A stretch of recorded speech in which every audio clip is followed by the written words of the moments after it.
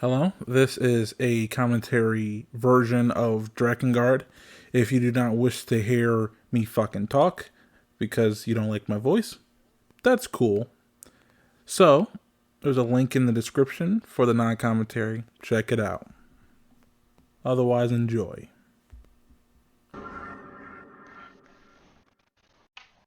But basically, you play in space. You have like a ship, like a drop pod or whatever, right? That you fly around in, and you go raid bases, and either have like AIs in it or players. Follow that up with you can actually have like this huge vessel that Hmm. you and your friends actually can work with, right? People Yeah. can board your ship and take their fight to you. It's pretty cool. Or it seems cool. It seems like a cool. It's in pre-alpha, if I remember correctly. Yeah. Let me check it out. Yeah. Oh, you're doing it. Okay. So I did just start the. I did. This is an official start to the fucking stream anyway. Oh, But it don't matter. In any case, hello everyone. Welcome to the stream. It's your boy Ymir with my co-host SacredPiggy, aka Michael. You know you love him. You know I hate him.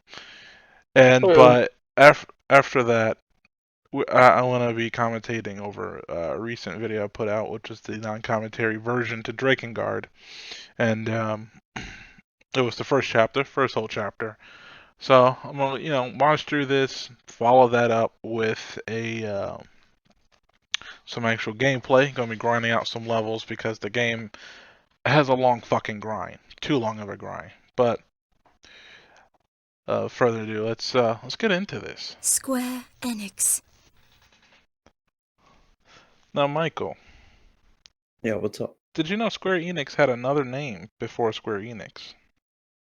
No, I actually didn't know that. They used to be called Squaresoft. When was that? When was That's that? a while ago. Very.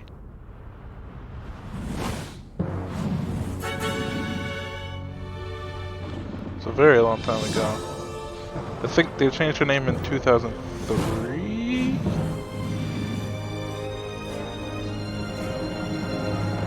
Yeah. Yeah, it merged with a company named Enix in 2003 to form Square Enix. So you know what? It's kind of crazy to think that this game, Drakengard, came out in 2003. I wonder if this is like the first game to come out from that merge.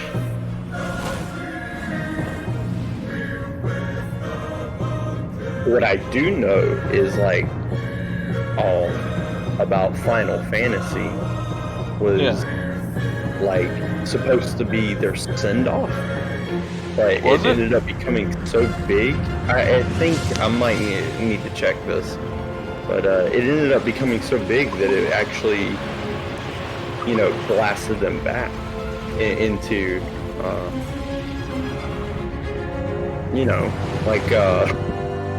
what's the word I'm looking for? Oh, man. Yeah, relevance. I would say. I think I'm gonna drop Save them. the volume of this down. I might bring your volume up just a little bit. Yeah, I got a That- Chromium. That should be fine. That should be just fine. Just absolutely fine.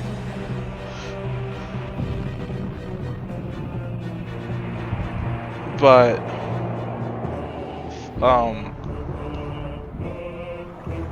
what am I trying to say here? What were we just talking about? We were talking about how I mentioned how Final Fantasy was like supposed to be the swan song of Square Enix, but it ended up like bringing it back. They made enough off of it where they could stay afloat. Huh. I guess that with the merger. Yeah, and has something to do with the name too, Final Fantasy. I'm not sure. I'd have to look that up. If anybody in the chat right now confirm that, 'cause I'm kind of in the middle of something myself. If that isn't true, I apologize. You apologize for your outbursts?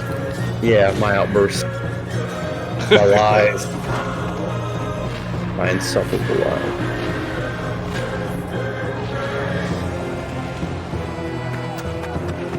But yeah, Drakengard. If as far as the series is concerned, I know for everyone, their favorite game was the first one. A lot of people didn't like the second one,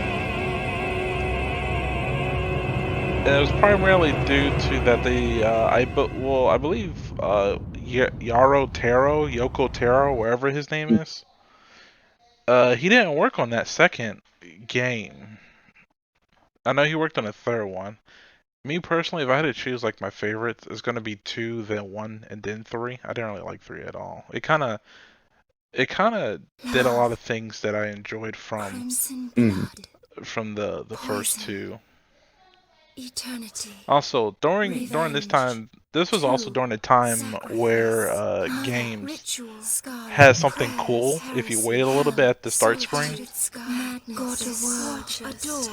they had like a really cool intro. Yeah, like some of my favorites are from Silent Hill. Like you just sit and wait a second, and it gives you kind of like a summary. Yeah, most games don't. I don't know that many games that have that nowadays. Like I almost miss it. Because it was kind of cool, you know. Yeah, no doubt. It allowed. I feel like it allowed like the developers or whoever to like collect a bunch of like game footage and make it to one big music compilation. Well, I mean, if they do it right, it'll give you like a sneak peek about what you like a little sneak peek of what's to come. Yeah. And like when you come back to it, you'd be like, I remember exactly what I was doing in that moment, or you know, so forth. But I mentioned the Silent Hill series. I think it was 2. Don't watch 2s. Don't watch 2s before you start the game, because it will spoil some of the game for you. Some developers took it a bit too far as a flashy intro. And I always had the slight feeling that it could have been also used as like a sort of for like a slide, like a presentation for investors or you know.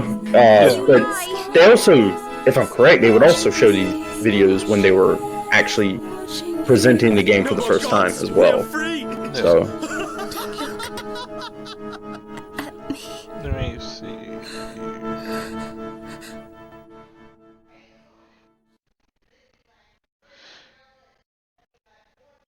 I'm trying to remember who's the name of the guy that.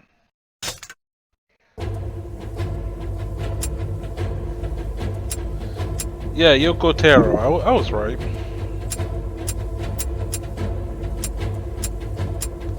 Actually, funny enough about Yoko Taro, almost anytime you see him like in a interview, he always wears like this moon mask, and this moon mask character, whatever it's his actual character in the Nier games. But the other reason why he wears it is that he's very shy. It is an ancient time. I gotta see this. Still roam upon the earth. He's a very shy guy.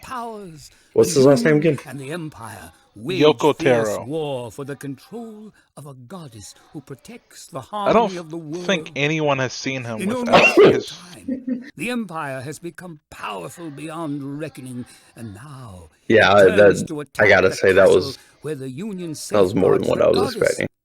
The world teeters on the brink of chaos. That is because he's shy, huh? Now lies in the hands of. Let me confirm that fact. But I'm looking through. I think there's a few pictures with him in here, where it's just his face. But I believe he also wears it because he's just a very shy guy.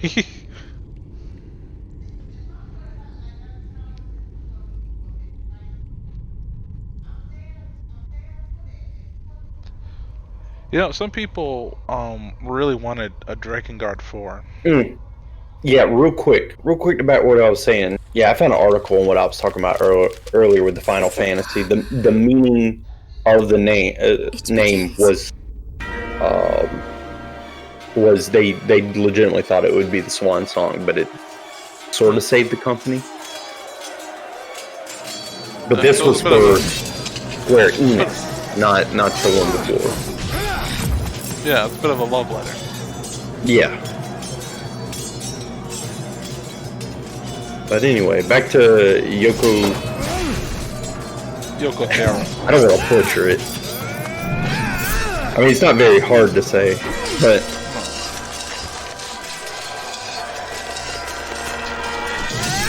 Also, this is definitely during a time where I'm not going to say companies could get away with anything in games, but the amount of stuff that gets presented in this game is so fucked up. You would have never thought this was a Square Enix game. Like, later on, and I guess this is a bit of spoilers. I don't know how many people care about this, but later down the line, you wind up killing, like, children soldiers. Like, slaughtering them. whoa. Because, you know, they're kids that got conscripted into the war. Mm-hmm. You know, boy soldiers. And you just like, oh, well, you're on the wrong side. It's like, you're like Anakin from Star Wars.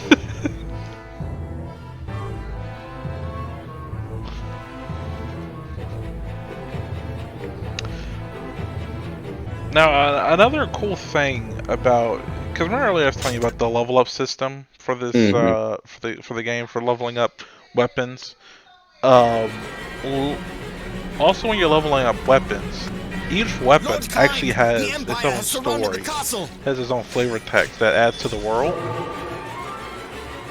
And really? Yeah, and then each time you level it up, it'll actually unlock more of that weapon's story. So it basically it'll chime in every now and then like a grandpa during story time. Nah, it won't do that. It's just you go read it. It's like you gotta go read it if you want to. It's just a bit of flavor text, you know, just adds a little bit, but it's, you know, interesting stuff. Now, you know what game I would actually like to see come to PC, and I don't know if it ever will. It's along the same lines of Final Fantasy. There's another game called Lost Odyssey. You ever heard of that? I'm not familiar with it, no. It's actually an Xbox 360 exclusive. Really? Yeah, it actually is backwards compatible if you have an original Xbox. And I did play it on original Xbox. I haven't beat it. But it's along that lines of being Final Fantasy, and it was actually what I don't know why Microsoft never thought to port it to PC or, you know, get a remaster or anything. But, or actually, if I remember correctly, that company that worked on it actually switched to mobile gaming. But they still want to make it most indie devs. Yeah, but they still want to make it like a pretty great product that people love. The characters, the story. There was this memory thing that told like these backstories, and people loved all of it. So I don't know. Lord Inuart is with the goddess.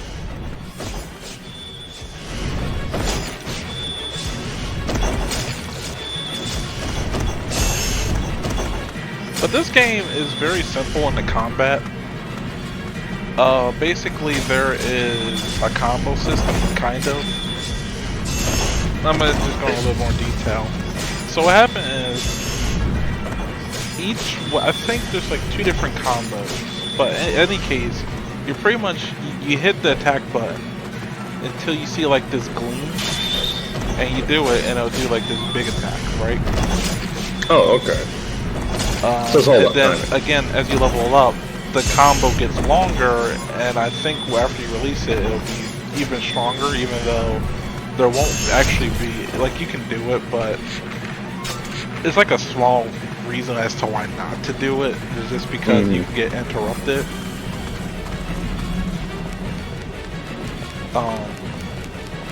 At least I don't think there's a reason to do like the long ones.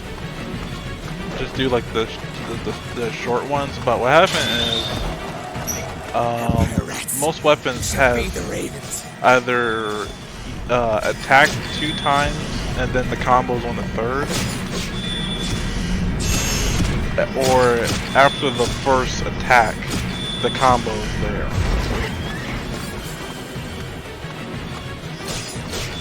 And it's either again, it just gets longer, and the game lets you know when you can hit it.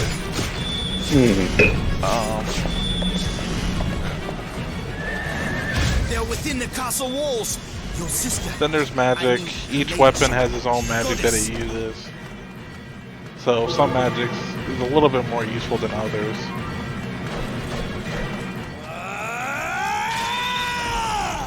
But something I remember them doing, and I could be wrong about this, but later on in the second game, because in this one, if you have a weapon, because they have a weapon wheel in here, so you can use different weapons at different times. I think you can use like 8 different weapons, or you can go into a fight with 8 different weapons. So.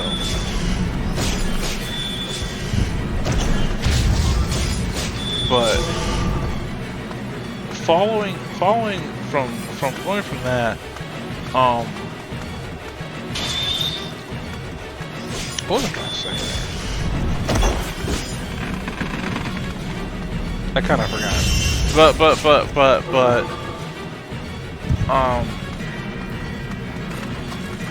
fuck. It was some point I was trying to make. Protect her. Oh, I know. Furiae. If I remember correctly, in the second, any case, when you're attacking, you're building up like your magic bar, and so as you build it up, because some weapons require that you have a full bar of magic, while others require like 2 points of magic. In any case, when you start releasing magic, if you switch off to a different weapon, it resets the bar. Even if you go back to that weapon, it's reset it. But I remember, and I could be wrong about this, and I'll find out when I play the second game, is that in the second game, they change it to where you can actually, it'll stay stored in that weapon. Or at the very, I think you can build it up with your character, and then you can switch to whatever weapon and use it. So you can have a weapon that has really good magic, but it's a shitty attack, and just go to one that has a really good fast attack, build it up, and start using magic from the other one. I might be wrong. That's pretty hardcore. I think that's what you can do, because in the first game, you play as the same character all the time, except for when you have companions and you can call them out and you can play as them, and they only have 1 attack and 1 magic. In the second game, they revamped that because you still get companions. Let's rag. But they have their own. Certain characters can only use certain weapons. So like, they have like swords, staffs, heavy weapons, and spears. The main character can use swords and short swords. The one chick can use staffs because she's a mage. You have another guy who's a heavy weapon specialist, and you have someone else who's a spear specialist. Okay. So when you switch to that weapon, I'll actually switch to that character. Tell me, do you still want to I have a live, lot dragon? of funky game mechanics going on. That's There's pretty no other way. unique if you ask me.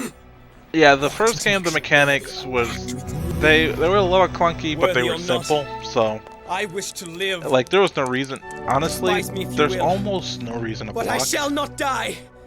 There's almost no reason to Your answer, dodge, a pact because of you're death. just gonna mow through shit. But in any That case, takes it, you don't really flinch, is what, or you don't. There's no need to really strategize because you don't. Yeah, you want to just be mindlessly murder. It's almost like when you play God of War. Yeah. Just mindlessly murdering shit. I mean, there's some strategy with certain enemies, but for the most part, you're just going to be mowing down enemies. But in this world, because where it's at now, there's something called pacts, right? And I believe a human can have a pact with any creature.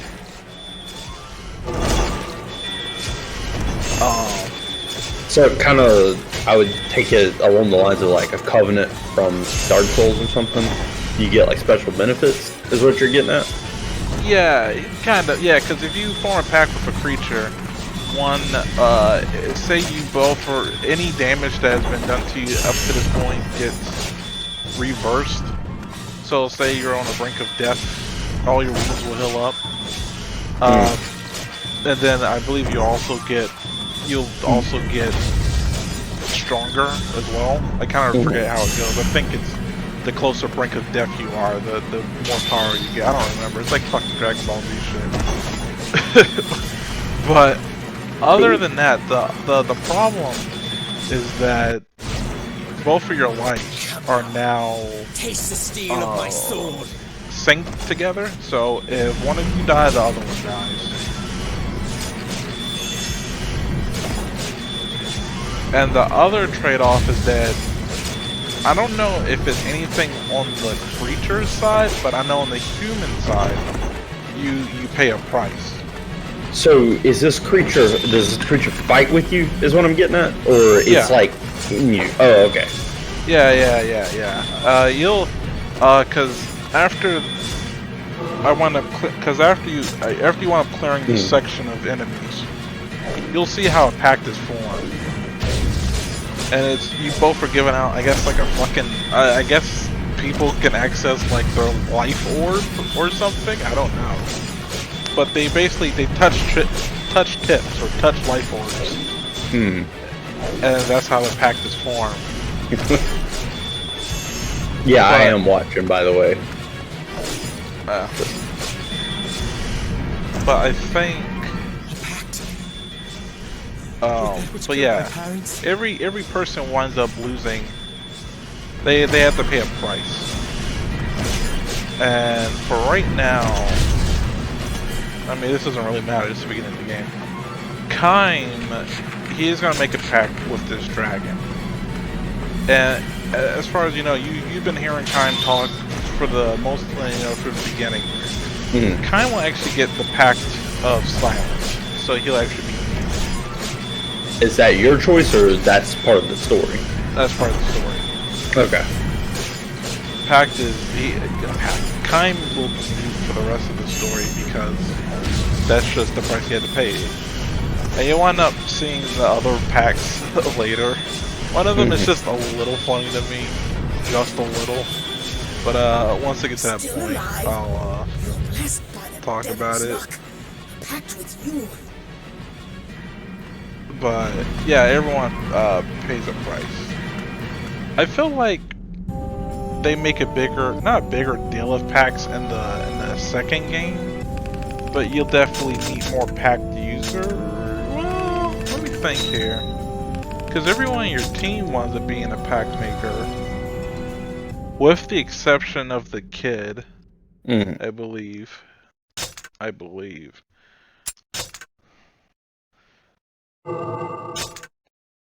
But yeah, everyone else. But yeah, in this world, I mean, there's still like elves. There's goblins, ogres.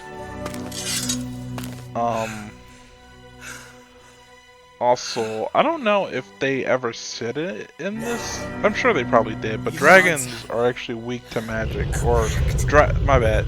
Dragons can't harm mages because I guess dragon's breath is kind of like magic to them. I don't know. But in any case, you always have to get down on the ground and kill the mages. And in this game, you can just kill mages no problem. And the second game, however, your main character, everyone else, they can fight mages, but mages have like like magic armor, so they take less damage from physical attacks.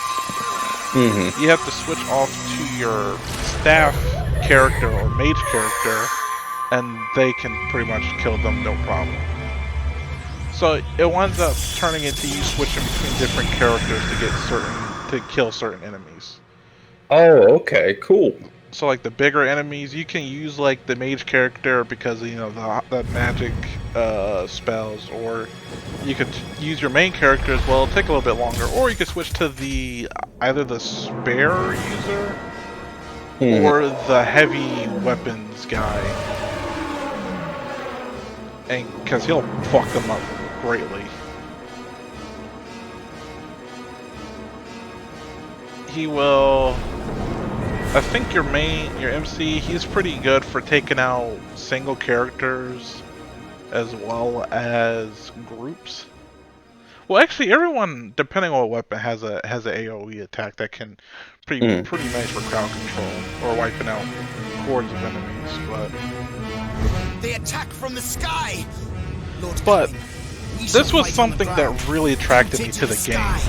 and this was something that you remember the game Dragon Scale. Or was it Dragon Scale or like no Scalebound? Remember Scalebound? Honestly, man, I'm not too familiar with the Dragon games, except was a Spyro. Yeah, there was a game called Scalebound, and you were going to be an MC. It was going to be an Xbox exclusive. Your character, you were able to get a dragon, and you were going through like these missions with like your dragon. And it was looking really cool, like really cool. But it got canceled.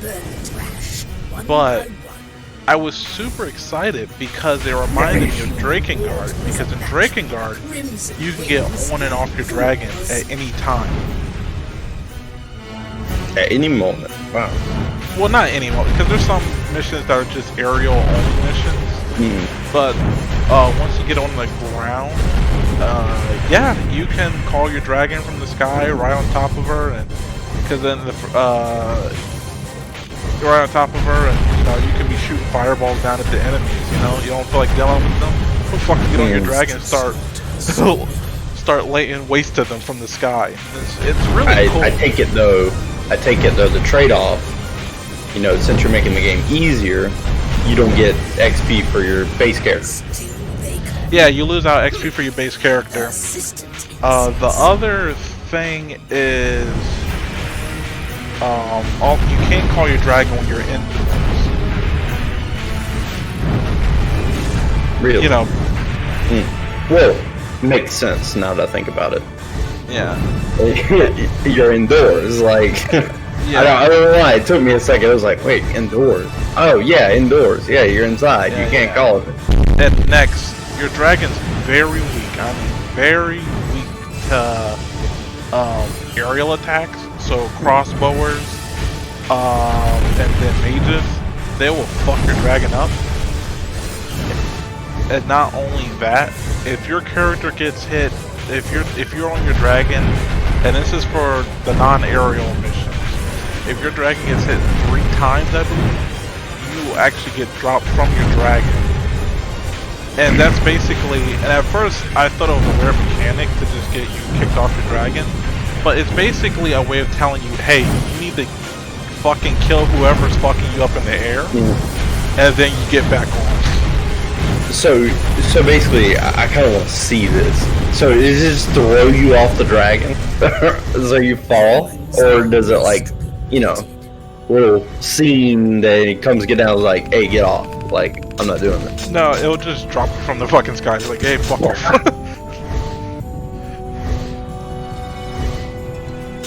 Your dragon will say, hey, fuck off. And your guy kind of like staggers after he hits the ground. But I always found the way your main character rides the dragon a little bit funny. Like, he almost looks like a little kid. Like, he's like on the neck of the dragon with like his sword just up in the air. He just looks like a little kid, like, whee! Like he's riding a horse. I got my imagined dragon!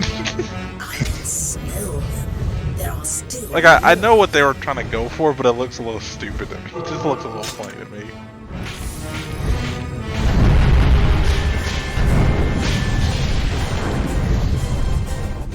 Gotta give them those cool points. I gotta look cool for my friends.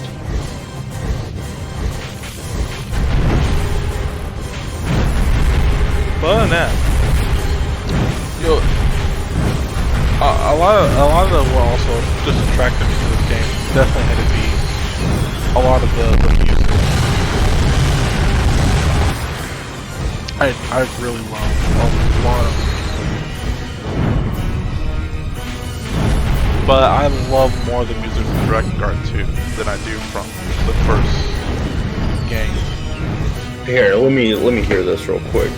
Stop what I'm doing. I'm gonna look up some Like, tracks so I can get a feeling of what you're talking about. My favorite track has to be the one, if you had to look up one, is the Twilight Hill theme. Twilight. So if you just look up like Drakengard 2 Twilight Hill, because in that one they actually use a pinball machine.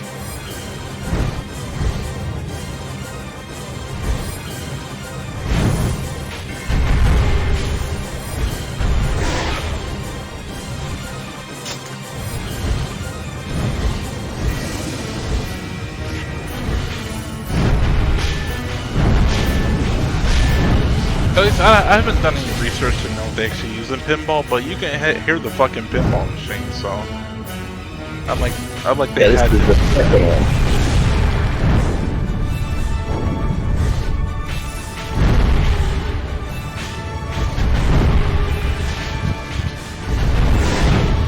But yeah, a lot of problems that I had from the first game, from like the clunky movement or whatever, gets really smoothed out in the second game. However, I would say while the movement and everything has gotten smoothed out, I know a lot of people complain about the story not being as dark and gritty as it used to be. Well, I mean, you got a wider audience. Got to tone it down a bit. Well, here's the thing: the second game wasn't made by Yoko Taro. It was actually made by another group. Yeah, I remember you saying something about that. There's like a trend with these developers, like when they pass it off to another developer for a sequel. It's hardly ever as good as the original. Yeah.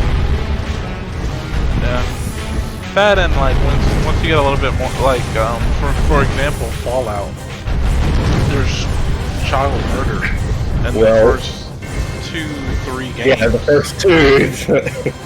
And then they took it out because it got more mainstream. Yeah. So they took out child murder from the third game going forward, which is Fallout 3. I'm not talking about Fallout Tactics. No, I don't recall there being any that allowed in Fallout Tactics, because you're kind of you're a part of the Brotherhood still, so you're kind of a soldier, and in that game in particular, of course the Brotherhood of Steel is like the saints of the way, so you know they can't have all that child killing. Yeah, well actually isn't in Fallout 3, wasn't it that Camp Lamplight? Was that place that had like all the kids at? Yeah, but you couldn't hurt any of them. Yeah, no. You can't murder them. And then actually in the other ones in Fallout, because in the first Fallout they put patches out for the game. No, in patch 1.2 they took out children, and it was because that was like a European release, because they didn't want to have child murder in the game. So in patch 1.2 they took out kids. And which game is this again? First Fallout. First Fallout. Yeah, you know what? I think I know about it. I don't know about the second one, but I know in the first one they took out children, or through patches. What happens? They're in there in the base game. You can get a patch that will update it. I might actually, thinking about it, I'm thinking the Steam release only has patch 1.2 where they took out kids. I don't I've played it, but I don't Empire remember soldiers seeing have appeared kids around the castle. in the Please game. return at once.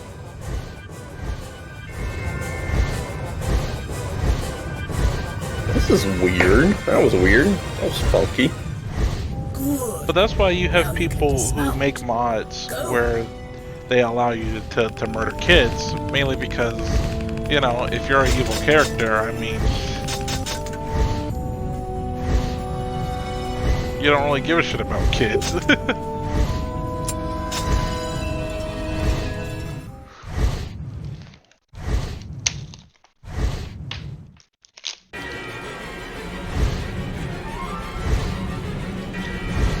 The castle area must be cleared.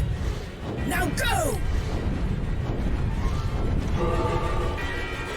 The Empire soldiers are massing around the castle. Their army is immense. But what's What do kind of they want? funny, The goddess?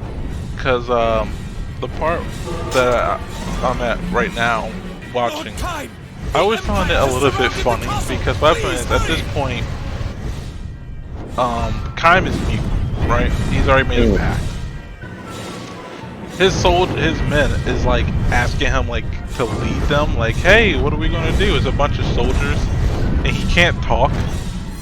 And so then they know you're like on a dragon fucking shit up from the sky.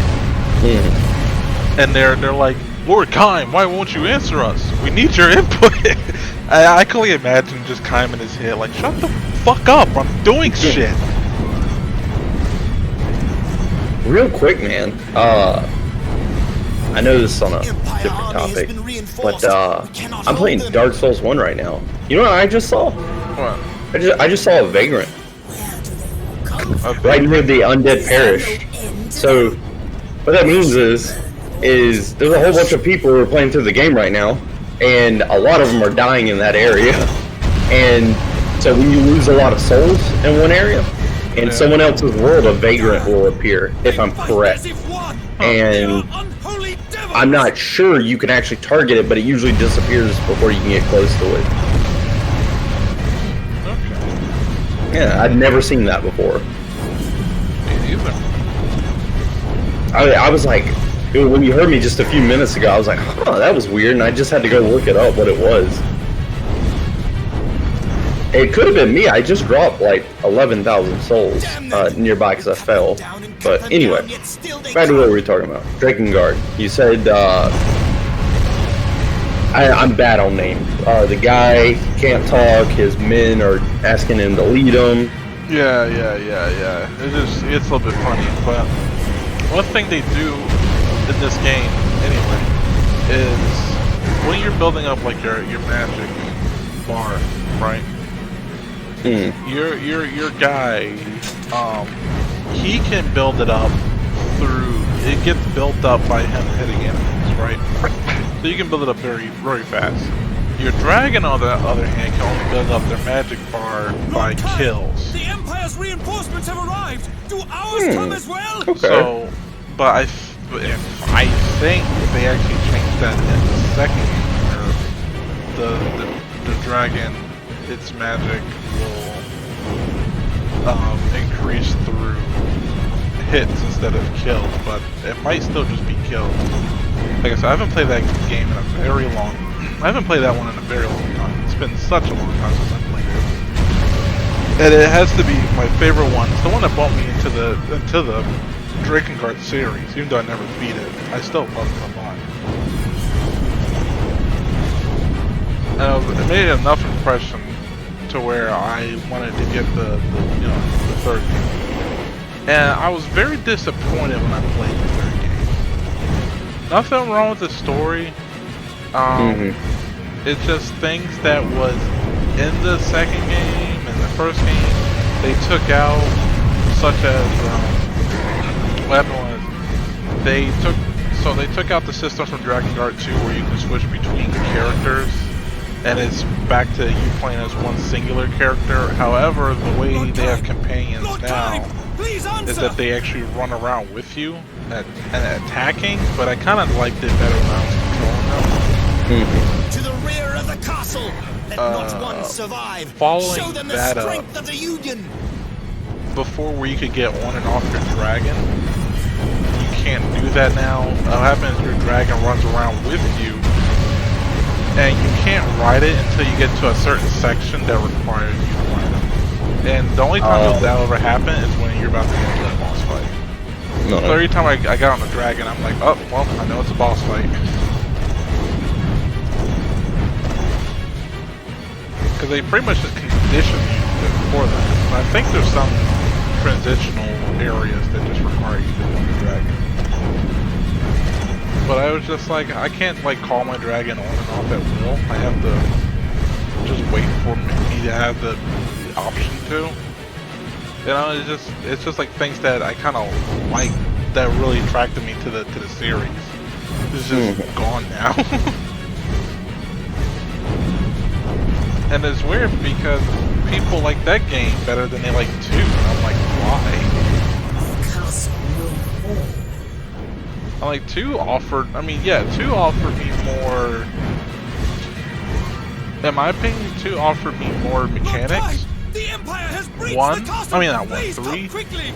If I mean, combat-wise, 3 is going to be the best. It's the most polished, very smoothed out. It allows you for you to switch out weapons really fast. So if you have like a chain going, you can keep the chain, you know, going. But I very much preferred if I had Lord Caim, the second game, we cannot like hold some of them. the stuff from the second, like some of the mechanics from the second game. I'm just gonna say the second game because the second game is just more polished, mechanic-wise and controls-wise than the first game. So I'm just gonna say from the second game.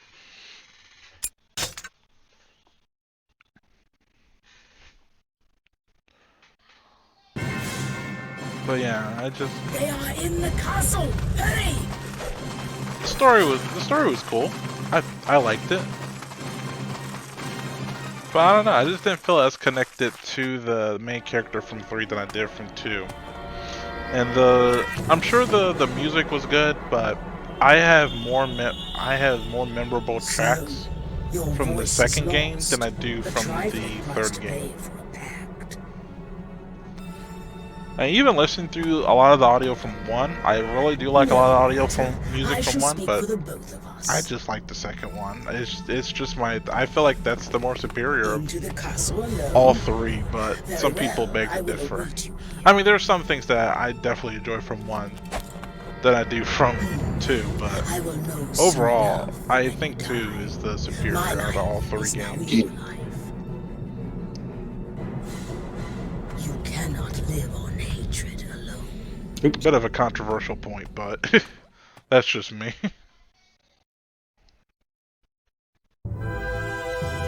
It was kind of like also when I played like Dark Souls 2. I really like Dark Souls 2. I know it wasn't everyone's favorite who was a fan of the series. Yeah, it's the black sheep, definitely. I mean again, it was my, well, technically Demon Souls was my introduction, but I felt more compelled to beat Dark Souls 2 than I did the first Demon Souls.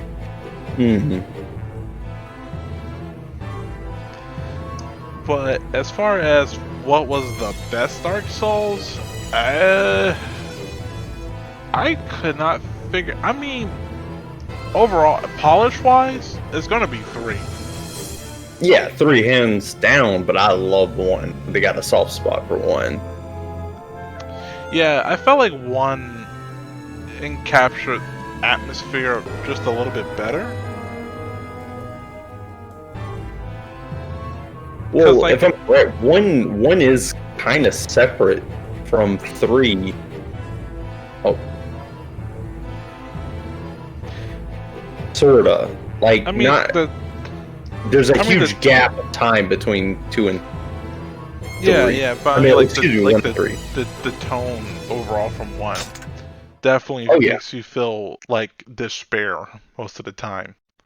Well, and 3 is kind of like a post-apocalyptic. Is on the top floor of the keep. Is what I got from it. Yeah.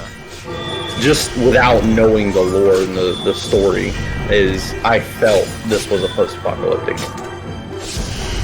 Yeah.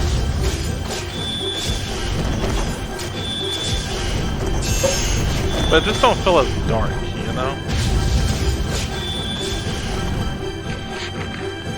I never feel uneasy when I'm in 3. And 1, I'm always feel like I'm, you know, on edge.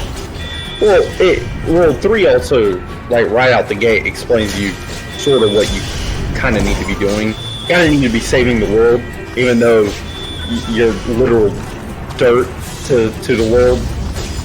Yeah. They still want you to save the world. Oh, thanks. Whereas 1, you kind of feel like you're kind of wandering a little bit to the next area. Even great like, distances. I mean, you're living the legend of the undead that, you know, brought down Gwyn, but... It is akin to sending thoughts through the air. I get what you're saying. Definitely. Yeah. And I like the monster designs in 1 a lot more. Yeah, it's weird that I felt that way between the Dark Souls games. Because in Dead Space, I know a lot of people complain that, you know, Dead Space 3 derived from that horror from the first 2 games. And I always felt like, well, I mean, context-wise, you're playing as the same character who went through both games. He's done with, you know, he fucking knows how to kill necromorphs, no fucking problem. Yeah, that's it. Yeah, that was always my thing. I was like, there's really no need to. Well, I mean, yeah, you want to keep some horror there, that, you know, because it's a terrifying. It's a terrifying experience. I think 3's almost, you know, kind of like the end of the, you know, humanity at that point. But The world's oak. I totally get the direction they went in. Where could have you have gone? He's seen these things twice already, and survived and seen hundreds of them. You know, he's desensitized to them. He's not gonna. That, and he's already destroyed 2 markers, right? Or Yeah. at least now he's destroyed 3 markers, but And a really big one. yeah. Like, I'm sure at some point he's like numb to this shit. Yeah, no doubt.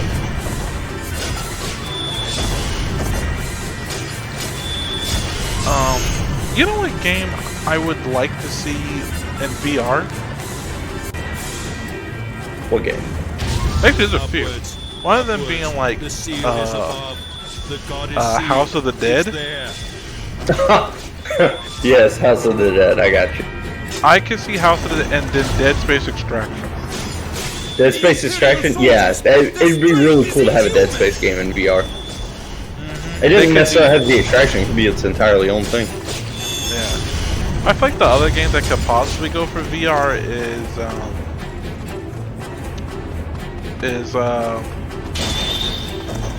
System Shock.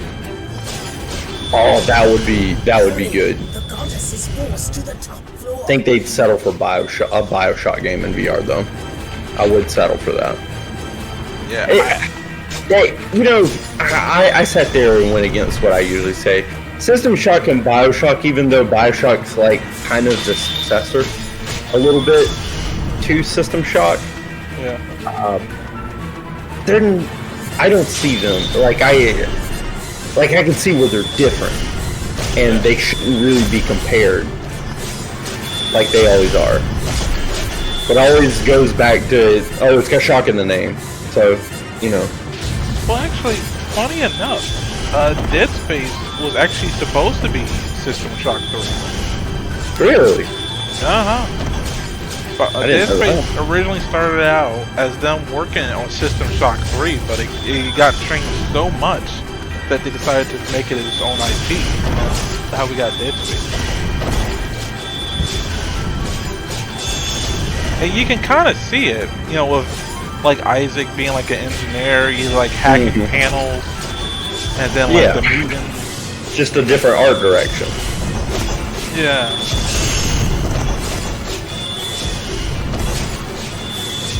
So I always thought it was interesting, but yeah, like, did you see that they did have an announcement trailer for System Shock 3? No, I didn't. I got it. That makes me. Yeah, they had go back and play it. It was actually a very long. It was a few years ago they had that announcement trailer, but I think the reason why they haven't exactly. I'm sure they've been working on it, but it's also that remake for System Shock 1.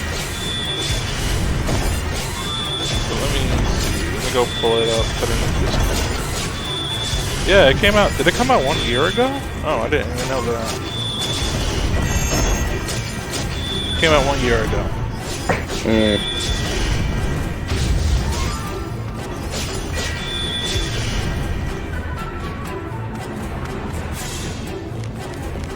Well, we did kind of get a sort of System Shock 3, like, I guess like a good, replacement. Until we got one was Prey. Prey, I never finished Prey, but Prey was good. Well, can't really say. I'm just making sure. We're talking about the new Prey that came out, right? New Prey. My bad. New Prey. Not. What was it? 2004 Prey? 2006? Yeah, I never played that one. That old one. I got the ISO on my computer. I gotta find something to run it.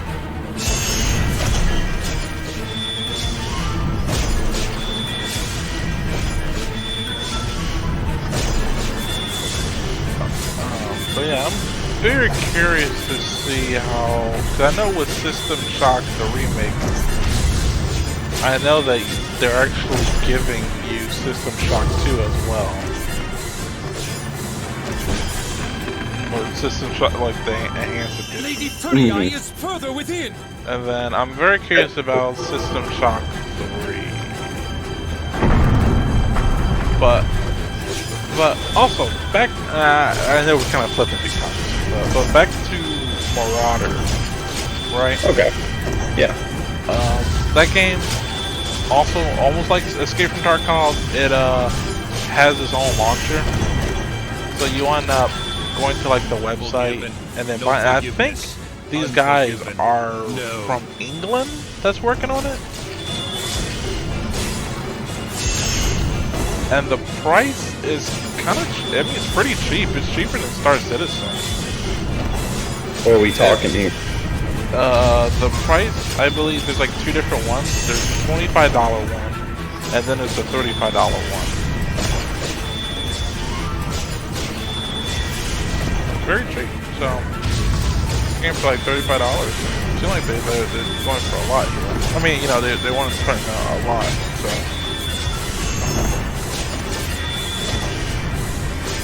So, they actually also have it to where if you want to invest in a company, like invest some stocks, yeah, they have that as well. Real? Yeah. You can buy stock from the company, and then, I guess if the game does well, you'll make a return. If it doesn't, you'll lose. Yeah, because right now I think price per share is at $500. So if you want to share the company, that's 500 big ones you got to put out. Oof, I don't know about that. Have you ever heard of excuse me, I almost said Band of Brothers. Brothers in Arms. Have you ever heard of Brothers in Arms? I think. What's it about? Well, it follows along the story over the 3 games that, well, there was a 4th, I believe. Actually, there was a 4th and a 5th, but those games are weird. So one takes place in modern daytime, and the other one takes place in this weird medieval time. And we don't talk about those two. We only talk about the first 3, and that's yeah, no, the first 3 are World War II games, and they're really good. The story's, it's okay. It's passable. If you like Band of Brothers, you like World War II, you like Saving Private Ryan, you'll be at home. It's service. But the highlight for me and most people is actually the gameplay. So when I said World War II shooter, right? Yeah. What was the first thing you thought of? Probably like Call of Duty, like some type of probably one of those games, right? You know. He's dead. Yeah, to a degree, but there's a less emphasis on you and a more emphasis on us. So Once again. the way the game's designed is you usually have like 2, maybe 3 squads, and you'll have like a 3 fire team. So you'll have like a base of fire team, assault team, or a like some type of support team, or like a bazooka team. Yeah. Depending on what the area needs, or like the story needs. So you actually on the fly command these 2 or 3 units, and you're going to notice the first thing is you as an individual have a really hard time hitting things, and the enemy can just hit you no problem and tear you to shreds. And it's because there's a less focus on you, and it's all about the squad play. You need to, it goes back to strategizing. So there's a suppression mechanic that you can do on your enemies, and your enemies can do on you. Now, they don't really tell you too much that the enemy, they can do it to you. When you start taking too much fire, you're going to have to rely on your squads. So basically, say you have a base of fire squad and assault squad. So you got a German squad who just took cover across the field, and they're shooting at you. They're hitting your cover. Your first thing you're going to want to do is you can actually tell the base of fire squad to start shooting back at them. And what it is, there's a red orb above that combatant group, and you'll notice that it starts turning gray. When it turns gray, they stop shooting. They're suppressed. It's a suppression mechanic, and you think, oh, now I can move. Yeah, you can. Just don't stick out too long, or one of them's going to do a pop shot and probably kill you. Or you can send your assault squad on and flank them, and they'll go take cover near behind them and just gun them all down. And what this turns into is it turns into a live, like an RTS first-person shooter, kinda, with a high focus on strategic element. And I want to see that done. Again, gosh, that is... I don't think they had like a weird patent on it, like all these game designers are doing. So I'd love to see that again. I just think that's a super good idea. It mixes up shooters a bit. You know what I mean? Yeah.